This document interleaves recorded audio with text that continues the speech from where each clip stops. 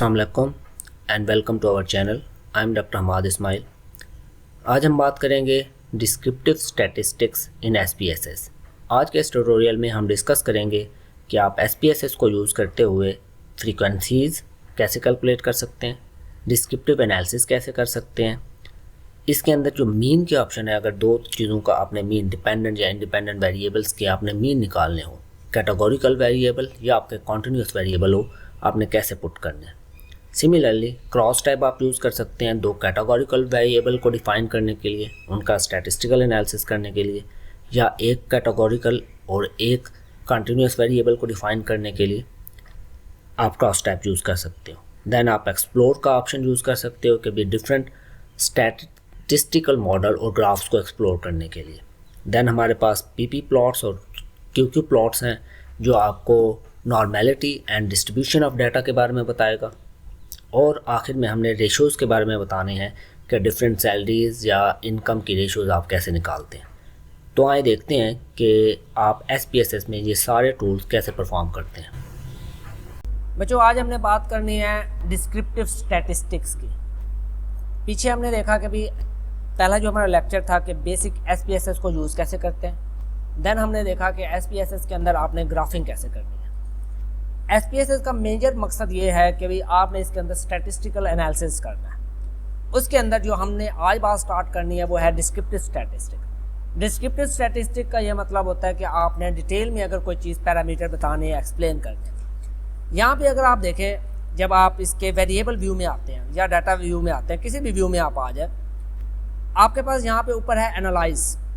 और एनालाइज के अंदर आपके पास ये थर्ड ऑप्शन या सेकंड ऑप्शन होगा जिसके अंदर लिखा हुआ है डिस्क्रिप्टिव स्टैटिस्टिक्स, जिसके अंदर आपके पास फ्रीक्वेंसीज हैं, डिस्क्रिप्टिव्स हैं, एक्सप्लोर है, क्रॉस टैब है, रेशोज़ हैं, PP प्लॉट्स हैं और QQ प्लॉट्स हैं। हम वेरी सिंपल फ्रीक्वेंसीज से स्टार्ट करते हैं।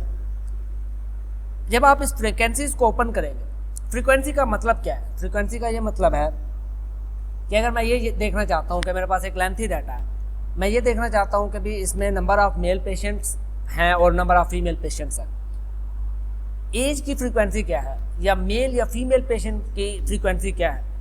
मीन अगर आपके पास 1100 पेशेंट्स हैं, आप क्या उनको बैठ के काउंट करोगे कितने? नहीं। तो ये फ्रीक्वेंसीज आपको ये बताता है कि ओवरऑल आपकी फ्रीक्वेंसीज कितनी है। लेट्स सपोज मैं इसमें से जेंडर चूज़ करता हूँ, और जेंडर को आपने सिंपली क्या करना है कि आपका ये जो टैब है, यहाँ पे ये जो पार्ट होता है आपका, ये आपका कहलाता है वेरिएबल्स, जिसके आपने अंदर वेरिएबल्स आपने ऐड करना। सिंपली आपने जेंडर सिलेक्ट करना है और इस एरो पे क्लिक करना। जब आप इस एरो पे क्लिक करेंगे तो वो जेंडर वाला वेरिएबल हमारे पास यहाँ पे आ जाए। और सिंपली यहाँ पे एक ऑप्शन है डिस्प्ले फ्रीक्वेंसी टेबल। अगर आप इसको यहाँ पे चेक मार्क लगा दें, इसके आगे अगर आप देखें एक और ऑप्शन है क्रिएट है APS स्टाइल टैबलेट्स। हम देख लेते हैं कि APS स्टाइल टैबलेट क्या होती है और नॉन APS स्टाइल टैबलेट क्या होती है। सिंपली आपने ओके पे के बटन पे क्लिक करना है तो आपके पास ये एक रिजल्ट आ गया। अब इसके अंदर ये जो टेबल है ये आपको बता रहा है कि आपके पास क्या है, जेंडर है। इस जेंडर के अंदर पहला है वैलिड और दूसरा है मिसिंग। वैलिड का मतलब है कि वो डाटा जिसके ऊपर इसने एनालिसिस किया है, 118 वैल्यूज उसने इसके अंदर फाइंड आउट की हैं। और मिसिंग है, मिसिंग का मतलब है 0। मेरे डाटा में कोई मिसिंग वेरिएबल नहीं है। अगर तो कोई मिसिंग होता तो वो क्या करता, इसको इंक्लूड कर लेता, एक्सक्लूड कर लेता और बाकी का रिजल्ट दे देता। नीचे आपके पास जो फ्रीक्वेंसी टेबल है, आपने वो ये फ्रीक्वेंसी टेबल उसने दी है। अब इसके अंदर मेरे पास जो वैलिड है वो एक है मेल है और एक फीमेल है, जिसमें ये बता रहा है आपकी जो फ्रीक्वेंसी है 79 उसके अंदर मेल है और 39 इसके अंदर क्या है, फीमेल।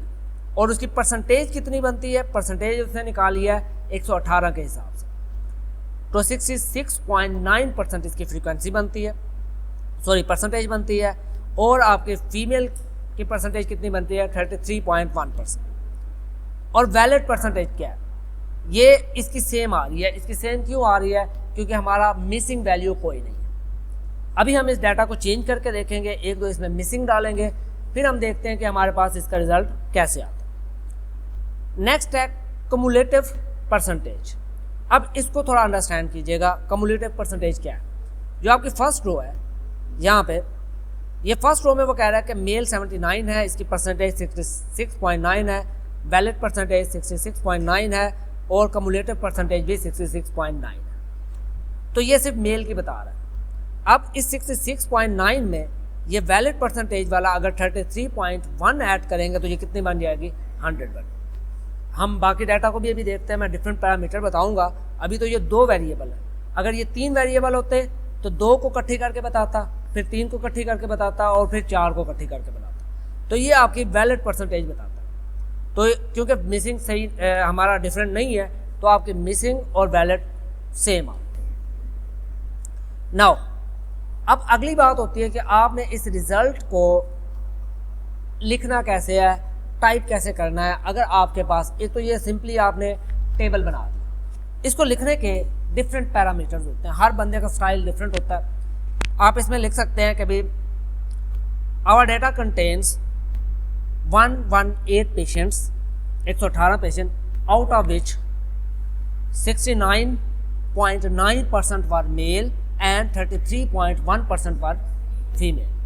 अगर आप चाहते हैं इसको इस तरह भी लिख सकते हैं, आप लिख सकते हैं कि भी 79 ब्रैकेट में 66.9। मैं अभी आपको बल्कि एक एग्जांपल भी दिखा देता हूँ। लेट्स सपोज मेरे पास यहाँ पे पड़ी होगी, हाँ, ये रिपोर्टिंग फ्रीक्वेंसी देखें, ये एक सैम्पल स्टेटमेंट है। आप कह सकते हैं जैसे ये लाइन देखें, मैं इसको ज़रा हाईलाइट कर देता हूँ।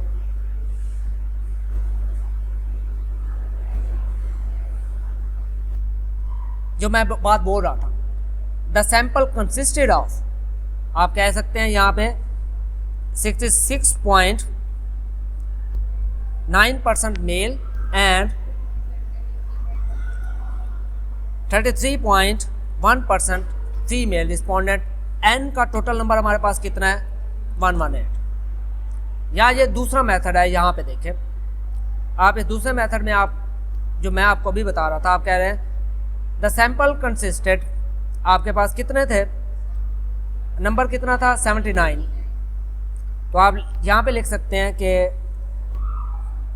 79 और आगे ब्रैकेट में आपकी क्या आ जाएगी, परसेंटेज 66.9% मेल, और यहाँ पे आपके पास कितने थे, 39 थे, 39, ये आप कह लें 39, और यहाँ पे आ जाएगी आपकी 33.1% और टोटल नंबर आपका कितना आ जाएगा, 118। ठीक है, ये 2 एग्जांपल्स हैं। इसके अलावा आप अपने मर्जी के मुताबिक इसको चेंज भी कर सकते हैं। जब आप फ्रीक्वेंसीज बताते हैं तो हम ये सिंपली आप बता सकते हैं कि भाई आप नंबर भी लिख सकते हैं या खाली आप परसेंटेज भी लिख सकते हैं। इवन अगर आपके पास वैलिड परसेंटेज हो तो आप परसेंटेज नहीं लिखेंगे, साथ में लिखेंगे द वैलिड परसेंटेज। आप इसमें वैलिड परसेंटेज का वर्ड ऐड कर सकते हैं। क्योंकि हमारे डाटा में कोई मिसिंग वैल्यू नहीं है तो हम वैलिड का लफ्ज़ अभी यूज़ नहीं कर रहे, क्योंकि हमारी वैलिड और ओरिजिनल हमारी क्या है, दोनों सेम।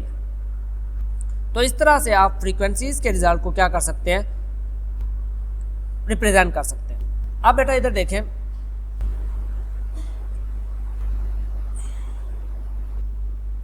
हमारे पास मैंने कुछ वैल्यूज इसमें से ना मिसप्लेस कर दी हैं, जानबूझ के डिलीट कर दी।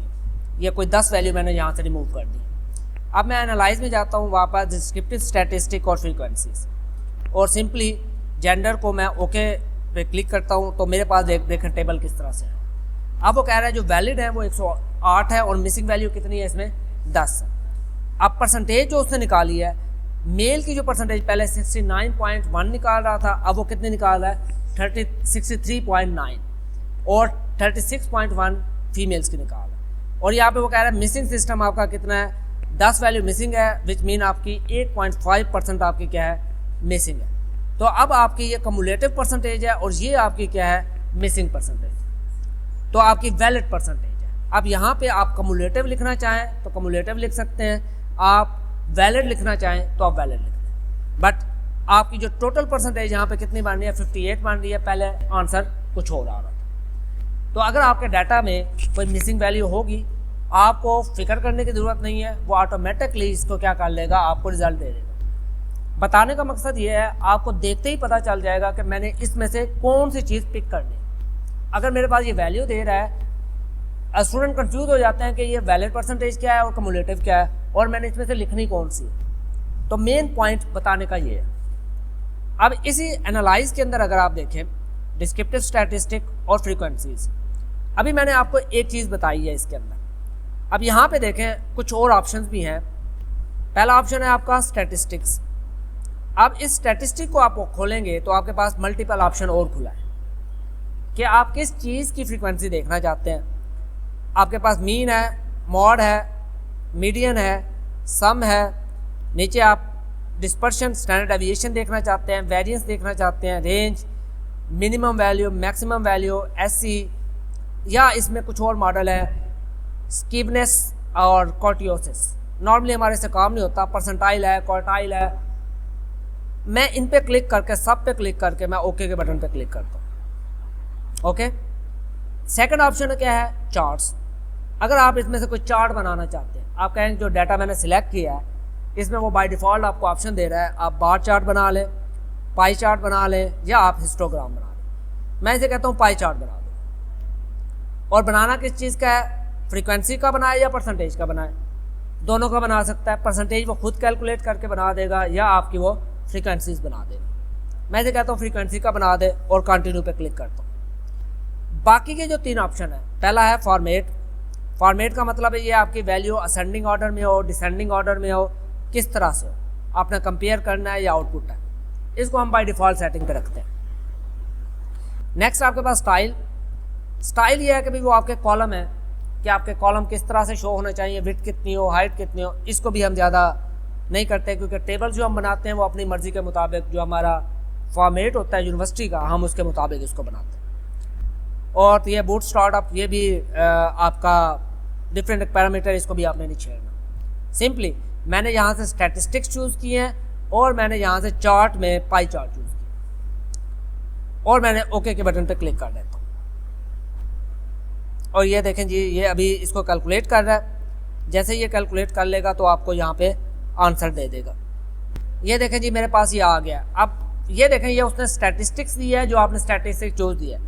वो कह रहा है आपके पास जो मीन है वो 0.36 है। मीन 0.36 क्यों दे रहा है, क्योंकि ये हमारा कैटेगोरिकल वेरिएबल है जिसमें कैटेगरीज हैं, मेल और फीमेल। मेल को 0 दिया हुआ था और इसको 1 दिया हुआ था। अगर आपका स्केल वेरिएबल होगा तो ये आपको एक वैल्यू देगा। मीन अगर आप एज को सिलेक्ट करके देख लें तो आपको यहाँ पे एक वैल्यू देगा। Standard error 0.06, median, mod, standard deviation.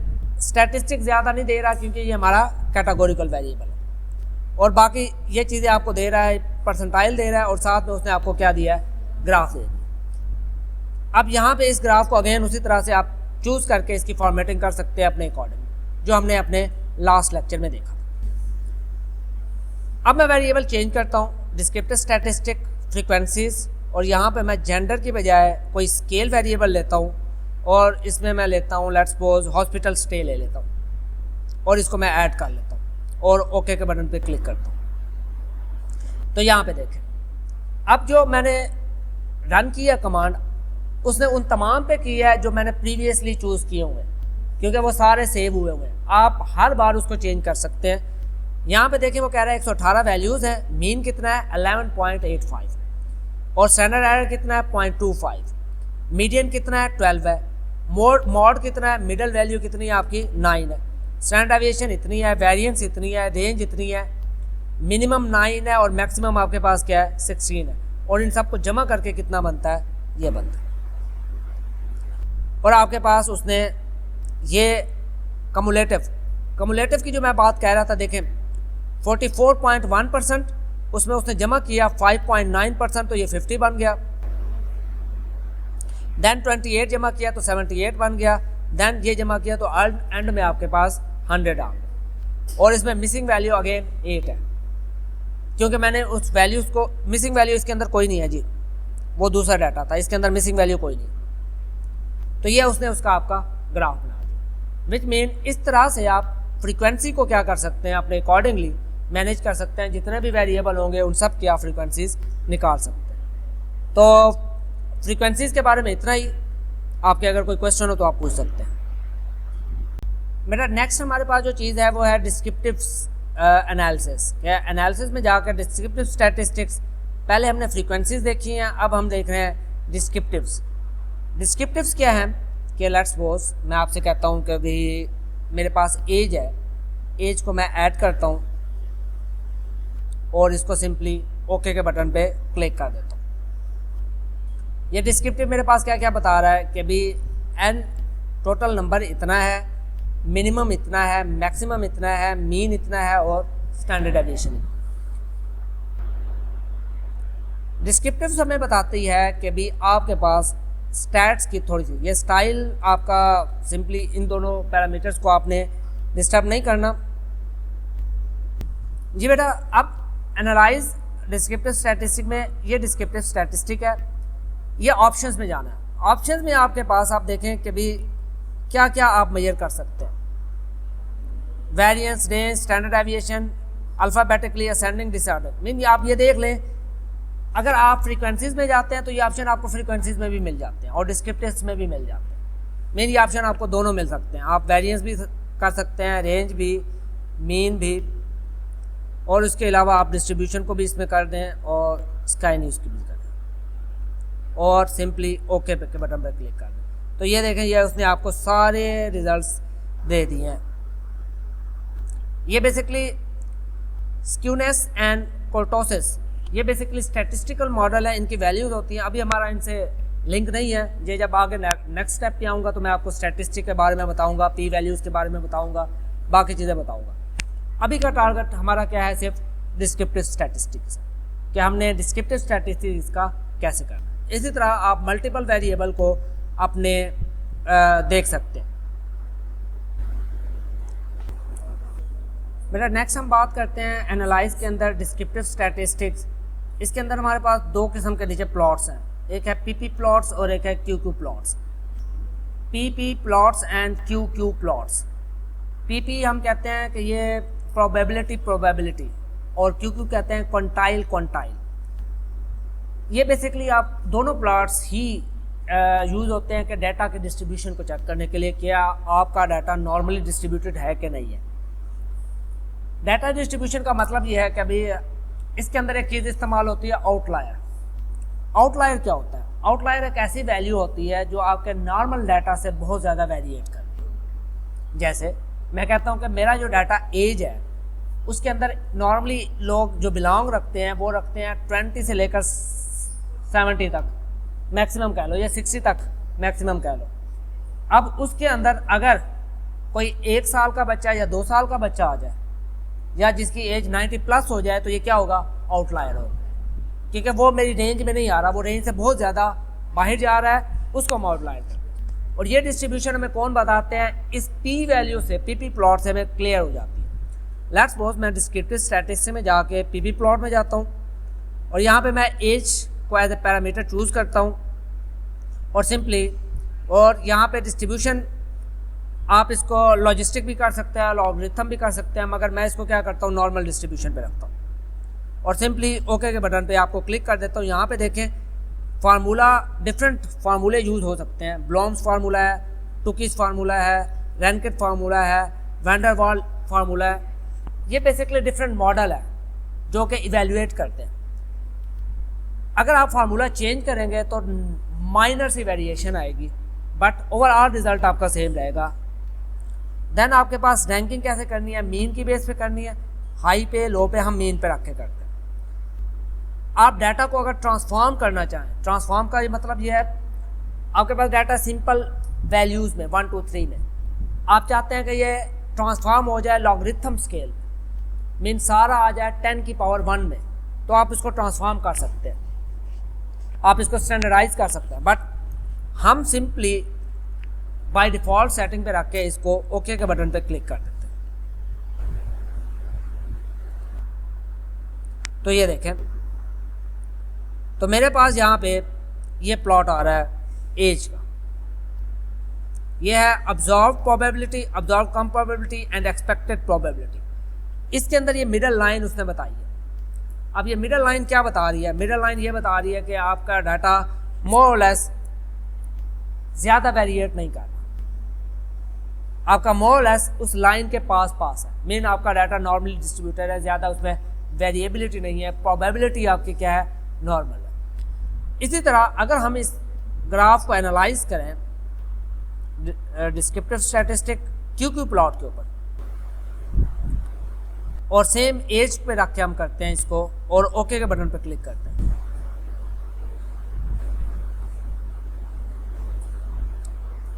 तो आपके पास ये इस तरह का डिस्ट्रीब्यूशन आपके पास आ रहा है। ये अब्जॉर्ब वैल्यू है और ये आपकी डेविएशन फ्रॉम नॉर्मल वैल्यू, कि आपके नॉर्मल से कितनी वो डेविएट कर रही है। ये आपको बता रहा है कि क्वांटाइल या आपकी जो परसेंटेज है वो किस तरह से डेविएट कर रही है। बट ओवरऑल देखें जो ट्रेंड बन रहा है ये यहाँ से ये यूँ ट्रेंड बन रहा है और इस ट्रेंड को हमने फॉलो करना है। आगे आने वाले जब हम लेक्चर्स में देखेंगे कि आउटलायर फाइंड करने के लिए एक स्टैटिस्टिकल मॉडल भी हमारे पास मौजूद है। ग्राफ आपको एक रफ आइडिया देता है, बट वो स्टैटिस्टिकल मॉडल आपको वैल्यू के साथ बताता है ये वैल्यू अगर इससे बड़ी होगी तो आउटलायर है, अगर ये वैल्यू बड़ी नहीं है तो आउटलायर नहीं है। तो इस तरह से आप पीपी प्लॉट और क्यूक्यू प्लॉट की मदद से अपने डाटा को विजुलाइज कर सकते हैं कि आपने कैसे इसको देखना है। बच्चों नेक्स्ट हमारे पास है हम एनालाइज डिस्क्रिप्टिव स्टैटिस्टिक और इसके अंदर है रेशोज़। वेल हमारे पास एग्जैक्टली अभी ऐसा डेटा नहीं है जो एग्जैक्ट रेशोज़ बता सके, मगर फिर भी मैं आपको इसका डेमो दे देता हूँ। नॉर्मली रेशोज़ होती हैं कि अभी आप कहें डिफरेंट पर्सन हैं, उनकी सैलरी इनकम और प्लस उनके एक्सपेंसेस, पर्सन ए, पर्सन बी, पर्सन सी, पर्सन डी, उनकी रेशो क्या है एक्सपेंसेस और एक्सपेंसेस मीन इनकम और एक्सपेंसेस की। वेल यहाँ पे हम इस डाटा को थोड़ा सा मॉडिफाई करते हैं। न्यूमरेटर में आपने वो चीज़ डालनी है, फॉर एग्जांपल अगर आपके पास सैलरी हो वो आपने न्यूमरेटर में डालनी है, मीन हायर वैल्यू जो आपकी है, और एक्सपेंसेस आपके क्या है, आपकी अगर सैलरी हायर हो और आपके एक्सपेंसेस कम हो तो आपका जो वैल्यू आएगा वो किस में आएगी, एक से ज़्यादा आएगी, मीन आप प्रॉफिट में जा रहे हैं। अगर आपकी सैलरी कम है और आपके एक्सपेंसेस ज़्यादा है तो नीचे आपकी बड़ी वैल्यू आ जाएगी, वो आपके रिजल्ट आपके पॉइंट में चले जाएंगे। सो रेशो आपको ये बताती है कि ओवरऑल जो रिजल्ट है पर्सन टू पर्सन किस तरह से जा रहा है। इस डाटा में हमारे पास डिफरेंट पेशेंट्स हैं जिनको पेन था। हमने ये कहा कि भी ऑपरेशन से पहले उनका पेन लेवल क्या था, तो मैंने न्यूमरेटर में पेन फ्री जो है वो न्यूमरेटर में ऐड किया हुआ, और पेन आफ्टर 12 वीक ऑपरेशन के 12 हफ्तों के बाद 3 माह के बाद उसका मीन आप कह लें कि भाई क्या पेन की रेशो है। और साथ में मैं इसको देखना चाहता हूँ, मैंने ग्रुपिंग में ऐड किया हुआ है ग्रुप कोड, मीन जो मेरी 2 सर्जरी हैं, एक OLD है ग्रुप और एक MED ग्रुप है, जो सर्जरी ग्रुप्स हैं, उनमें मैं देखना चाहता हूँ कि रेशो पॉजिटिव में जा रही है कि रेशो नेगेटिव में जा रही है। या आप इसको उलट कर सकते हैं, जो पेन प्री है इसको डोमिनेटर में रख सकते हैं क्योंकि ये पहले हुआ है, और पेन जो 12 वीक है उसको न्यूमरेटर्स में रख सकते हैं। सिंपली आपने ओके के बटन पे क्लिक करना है। यहाँ पे स्टैटिस्टिक है कि आप कौन कौन सी स्टैटिस्टिक देखना चाहते हैं। ये डिस्पर्शन है, डिस्पर्शन कहते हैं कि भाई आपका वैल्यू किस तरह से डिस्पर्स हो रही है डिफरेंट ग्रुप्स के दरमियान। आपने मीडियन देखना है, मीन देखना है, वेटेड मीन देखना है, कॉन्फिडेंस इंटरवल देखना है, स्टैंडर्ड डेविएशन देखनी है, रेंज देखनी है, मिनिमम या मैक्सिमम देखनी है। सो व्हाट, जो चीज़ भी आप देखना चाह रहे हैं वो इसमें से आपको पता चल सकती है। और फाइनली आपने ओके के बटन पे क्लिक करना।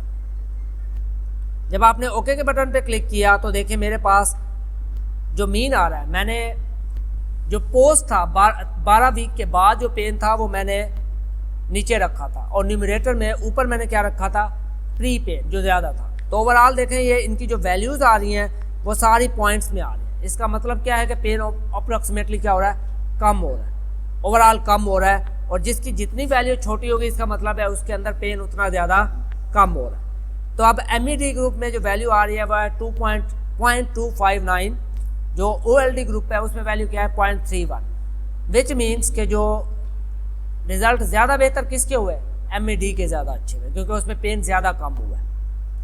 यहाँ पे मीडियन है, ये मिनिमम है, मैक्सिमम है, स्टैंडर्ड डेविएशन, ये प्राइस रिलेटेड डिफरेंशिएशन उन्होंने बताई है कि अगर आप जो लोग अकाउंटिंग या फिनांस की फील्ड में काम करते हैं उनके लिए ये दिया हुआ है। और कोफिशिएंट ऑफ डिस्पर्शन है, कि भी आपकी वैल्यू कितनी वेरिएट कर रही है मीडियन या मीन से, तो उसका ये कोफिशिएंट आपको दिया हुआ है। और मीडियन सेंटर कितना है, आपकी वेरिएबिलिटी कितनी है, आपकी 17 पॉइंट या 18 पॉइंट है, और यहाँ पे आपकी 13 या 14% है। तो इस तरह से अगर आपने रेशोज फाइंड आउट करनी हो डिफरेंट वेरिएबल की, तो आप रेशोज भी फाइंड आउट कर सकते हैं। नेक्स्ट है हमारे पास एनालाइज में बेटा हम जाएंगे, और डिस्क्रिप्टिव स्टैटिस्टिक में हमारे पास है क्रॉस टैब्स। अब इसके अंदर हम कैटेगोरिकल वेरिएबल को मेजर कर रहे हैं आपके स्केल वेरिएबल से, आप कह लें, या नॉमिनल या ऑर्डिनल से। ऊपर जो हमने डालना है वो आपने कैटेगोरिकल वेरिएबल डालना है, जो आपकी रोज है। रोज में हम कहते हैं कि मेरे पास, मैं किस में डाल दूँ, लेट्स सपोज मैं जेंडर डाल देता हूँ। जेंडर मेरा कैटेगोरिकल वेरिएबल है। ऑपरेटर लेवल मेरा कैटेगोरिकल वेरिएबल है, जिसमें मैंने कैटेगरीज बनाई हुई हैं। जेंडर क्या है, male and female. Group code है, कैटेगोरिकल वेरिएबल है कि भाई MED ग्रुप है, OLD ग्रुप है। ऑपरेटर लेवल 1 2 3 मेरे क्या है, कैटेगोरिकल है। और इसमें मैं देखना चाहता हूँ, लेट्स सपोज आप एग्जांपल ले सकते हैं, मैं कहता हूँ हॉस्पिटल स्टे हम देख लेते हैं, जो मेरा स्केल वेरिएबल है। या आप कह लें कि भी मेरे पास ये नॉमिनल हो सकता है या ऑर्डिनल हो सकता है, मगर ये कैटेगोरिकल नहीं है। इसको कैटेगरीज हमने उस तरह से नहीं किया हुआ। हॉस्पिटल स्टे देख लें, और सिंपली मैं इसको ओके के बटन पे क्लिक कर देता हूँ। तो ये देखें मेरे पास यहाँ पे पहला जो चीज़ आया वो है case processing summary. Case processing summary का मतलब है कि वो जेंडर और हॉस्पिटल स्टे को देख रहा है। वैलिड आपके पास इतने हैं, परसेंटेज इतनी है, मिसिंग कोई नहीं है, और टोटल इतनी है। ये जनरल इन्फॉर्मेशन है। हमारे काम की इन्फॉर्मेशन है वो यहाँ पे है। वो कह रहा है जेंडर में 2 हैं, एक मेल है और एक फीमेल है। अब हॉस्पिटल स्टे 9 दिन, 10 दिन, 14 दिन, 15 दिन और 16 दिन। अब मेल के अंदर जो 9 दिन है वो 32 पेशेंट है, और फीमेल जो है वो 20 पेशेंट है। 10 जिनका हॉस्पिटल स्टे है उसमें 7 पेशेंट है और फीमेल में कोई नहीं है। 14 दिन जिनका हॉस्पिटल स्टे है उसमें मेल 18 है और फीमेल 15 है। 15 में मेल 14 है और फीमेल 4 है, और 16 में मेल 8 है और फीमेल कोई नहीं है। और टोटल ये मिला के आपके पास 118 केसेस बन जाते हैं, और आपके मेल के केसेस 79 है और फीमेल के केसेस आपके 39। आप इसको मज़ीद रिफाइन करना चाहें, descriptive statistics, cross tabs, then आप यहाँ से स्टैटिस्टिक्स में जा सकते हैं। यहाँ पे आप देख सकते हैं कि आपको क्या चाहिए। खैर अभी हम इस पर नहीं जाते, आप इसको सेल्स में देखें। सेल में आप देख लें कि आप rows, column, random cell, compare column, proportion, आप जो चीज़ करना चाहें कर सकते हैं। ठीक है, आप डाटा चेंज करना चाहते हैं, आप हॉस्पिटल स्टे हटा के हम इधर एज डाल लेते हैं। अगर आप चार्ट बनाना चाहते हैं, डिस्प्ले क्लस्टर्ड बार चार्ट, आप इस पर टिक कर दें और ओके के बटन पर क्लिक कर दें। तो आप देखें उसने एज वाइज आपको दे दिया कि किस एज में कौन सा मेल है और कौन सी फीमेल है, और साथ में उसने उसका क्या बना दिया, आपको चार्ट बना दिया कि ये मेल का चार्ट है और ये फीमेल का चार्ट है, और आगे एज आ गई। तो इस तरह से क्रॉस टैब्स के अंदर आप 2 वेरिएबल को कंपेयर कर सकते हैं, एक आपका कैटेगोरिकल, एक नॉन कैटेगोरिकल। नेक्स्ट हमारा है कि भी हमने एनालाइज में जाके डिस्क्रिप्टिव स्टैटिस्टिक्स, और यहाँ पे हमारे पास है एक्सप्लोर। एक्सप्लोर के अंदर आप डिफरेंट पैरामीटर्स को एक्सप्लोर कर सकते हैं। लेट्स सपोज आप कहते हैं कि मेरे पास 2 वेरिएबल हैं, एक डिपेंडेंट वेरिएबल है और एक इंडिपेंडेंट वेरिएबल है। डिपेंडेंट वेरिएबल हम कहते हैं कि एक ऐसा वेरिएबल है जो किसी के ऊपर बेस कर रहा हो। जैसे मैं कह रहा हूँ कि भी आपके पास लेट्स सपोज ये पेन है, या ODI स्कोर है, या CSF लीक है। पेन मैं कहता हूँ 12 वीक का जो पेन है, ये डिपेंडेंट वेरिएबल है। डिपेंडेंट वेरिएबल है किसके ऊपर, आपके टाइप ऑफ सर्जरी के ऊपर। तो मैं ग्रुप कोड यूज़ करता हूँ कि OLD सर्जरी है या MED सर्जरी है। ये किसके ऊपर डिपेंड कर रही है, आपका पेन का स्कोर किस पे डिपेंड कर रहा है, सर्जरी के ऊपर, कि आपने कौन सी सर्जरी की है। तो सर्जरी को या ग्रुप कोड को मैं फैक्टर लिस्ट में ऐड कर दूँ।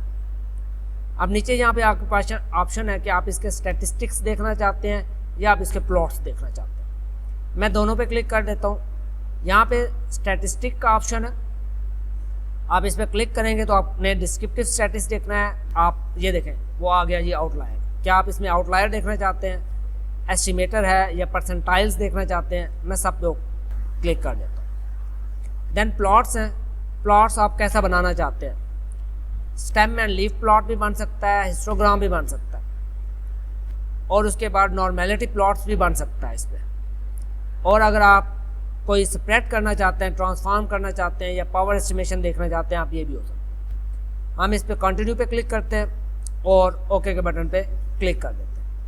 हम बेसिकली उसके सारे ऑप्शन एक्सप्लोर कर रहे हैं, ग्राफ्स भी और उसके स्टैटिस्टिक भी, कि उसमें क्या क्या हो सकता है। पहला टेबल है आपका क्रॉस प्रोसेसिंग समरी। ये वो चीज़ है कि भी हमने किया क्या है या हम किस चीज़ के डाटा को एनालाइज कर रहे हैं। जो सेकंड टेबल है आपको उसके स्टैटिस्टिक्स बता रहा है कि आपके एमईडी ग्रुप के अंदर, ये पहला पार्ट एमईडी का है और दूसरा पार्ट आपका ओएलडी का, कि पेन आपका 12 वीक के अंदर जो मीन है उसका कितना है, 2.37 है, और उसकी कॉन्फिडेंस इंटरवल 2.2 से लेकर 2.5 तक है। 5% ट्रिम्ड मीन 2.36 है। वेरिएंस कितनी आ रही है, स्टैंडर्ड डेविएशन कितनी है, मिनिमम कितना है, मैक्सिमम कितना है, रेंज क्या है, इंटरक्वार्टाइल रेंज कितनी है, स्कैवनेस एंड कोर्टोसिस स्कोर कितना है, और स्टैंडर्ड एरर कितना है। तो ये एक ग्रुप का उसने आपको बता दिया, और नीचे ओएलडी सेकंड ग्रुप का। एम एस्टिमेटर इसमें से कोई नहीं है, और ये इसके परसेंटाइल स्कोर है, 5%, 10%, 25%, 50%, मीन कितनी वैल्यू कहाँ कहाँ पे है एमईडी ग्रुप के अंदर और आपके ओएलडी ग्रुप के अंदर। ये दो प्रोसीजर हैं, एक है टुकीज हिंज और एक है वेटेड एवरेजेस। ये इसकी एवरेज निकाल के आपको कैलकुलेट करके दे रहा है। देन एक्सट्रीम वैल्यूज कितनी बता रहा है कि भी हाईएस्ट से लोएस्ट की तरफ 30 है, जिनकी वैल्यू 30 है, 31 में 30 है, तो ये एमईडी ग्रुप के अंदर ये वैल्यूज बता रहा है। लोएस्ट वैल्यूज हैं, हाईएस्ट वैल्यूज हैं, देन सेकंड ग्रुप की हैं। ये टेस्ट फॉर नॉर्मेलिटी है, इसकी स्टैटिस्टिक की वैल्यू 0.45 आ रही है और सिग्निफिकेंस 0.001 आ रही है। ये स्टैटिस्टिकली सिग्निफिकेंट है। अगले लेक्चर में मैं आपको ये बताऊंगा कि पी वैल्यू को हम इंटरप्रेट कैसे करते हैं। अगर 0.05 से वैल्यू कम हो तो हम कहते हैं वो रिजल्ट आपका क्या है, स्टैटिस्टिकली सिग्निफिकेंट। अगर वो वैल्यू 0.05 से ज़्यादा हो तो वो स्टैटिस्टिकली नॉन सिग्निफिकेंट है। नेक्स्ट लेक्चर में मैं आपको डिटेल में इसके बारे में बताऊंगा कि ये आप कैसे कैलकुलेट करते हैं। नेक्स्ट आपके पास हिस्टोग्राम है, ये आपका हिस्टोग्राम आ गया, और नेक्स्ट आपके पास ये इसके हिस्टोग्राम है, और ये आपके पास ऑब्जर्व, और ये आपके पास वैल्यू क्योंकि प्लॉट आपका दे रहा है, ये आपके पास एमडी प्लॉट, ये सारे प्लॉट उसने बना दिया। और नेक्स्ट में आपके पास ये ग्रुप्स हैं उसके, कि आपके पास एमईडी ग्रुप कितना है और ओएलडी ग्रुप कितना है। सो जो एक्सप्लोर का टैब है आपके पास, आपको ग्राफ्स प्लस आपको स्टैटिस्टिक, जो जो पॉसिबल स्टैटिस्टिक उस पर अप्लाई हो सकती है उस सारे के बारे में इंफॉर्मेशन देता है। ठीक है, यहाँ पे अब हमारे पास एक चीज़ और रह गई है जो हमने आज एनालाइज करनी है।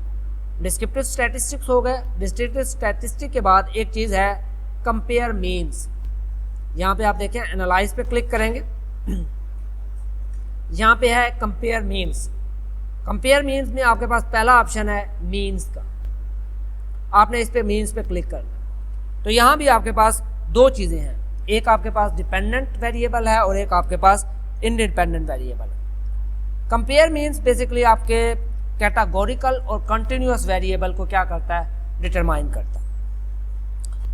आप डिपेंडेंट वेरिएबल में लेट्स सपोज आप कंटिन्यूअस वेरिएबल डाल दें, और इंडिपेंडेंट वेरिएबल में आप कैटेगोरिकल वेरिएबल डाल दें। जैसे डिपेंडेंट वेरिएबल में मैं डाल देता हूँ आपका लेट्स सपोज हॉस्पिटल स्टे डाल देता हूँ या एज डाल देता हूँ, और इंडिपेंडेंट वेरिएबल में मैं आपके ऐड कर देता हूँ कि भी सर्जरी टाइप है या जेंडर है या ऑपरेटेड लेवल है।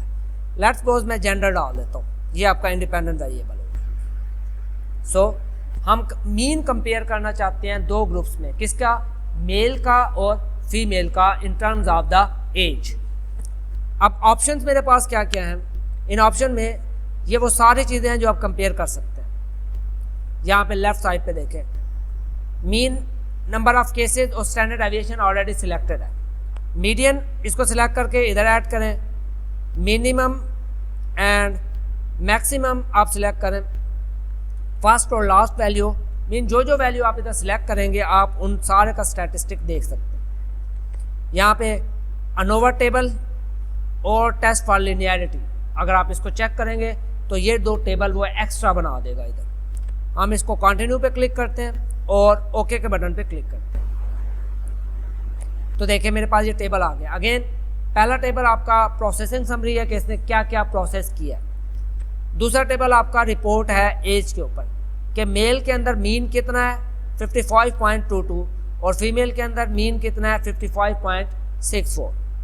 नंबर 79 है और इसके अंदर नंबर 39 है। स्टैंडर्ड डेविएशन कितनी है, मीडियन कितना है, मिनिमम कितना है और आपके पास मैक्सिमम कितना। और लास्ट में हमने उसको दो एक्स्ट्रा चीज़ें दी थी कि आपके पास मेजर ऑफ एसोसिएशन और अनोवा टेबल। यहाँ पे मेजर ऑफ एसोसिएशन वो 0.026 निकाल रहा है कि इनके दरमियान एसोसिएशन कंपैरेटिवली ज़्यादा है। मीन क्योंकि इनका मीन क्लोज है तो इसलिए कंपैरिजन ज़्यादा। देन आपके पास अनोवा टेबल है, इसके अंदर जो सिग्निफिकेंस आ रही है 0.777 आ रही है, जो कि 0.05 से ज़्यादा है। इसका मतलब है ये रिजल्ट आपका क्या है, नॉन सिग्निफिकेंट। अनोवा टेबल हम इंशाल्लाह नेक्स्ट लेक्चर में डिटेल में मैं इनको बताऊंगा। फिलहाल के लिए आपके पास इसके बारे में इतनी इन्फॉर्मेशन आपने इसके ऊपर ध्यान देना। अगेन जो मीन आपके बताएंगे, हमने दो वेरिएबल लेने हैं, एक आपका डिपेंडेंट वेरिएबल है और एक आपका इंडिपेंडेंट। आप कैटेगोरिकल वेरिएबल प्लस आप अपना कॉन्टिन्यूस वेरिएबल को देख सकते हैं। कैटेगोरिकल वेरिएबल कौन सा है, वो वेरिएबल जिसको आप ग्रुप्स में डिवाइड कर सकते हैं, और कंटिन्यूस वेरिएबल जिसको ग्रुप मीन सेम वैल्यूज हैं, जैसे एज हो गया, हाइट हो गई, वेट हो गया, ये सारे आपके कंटिन्यूस वेरिएबल।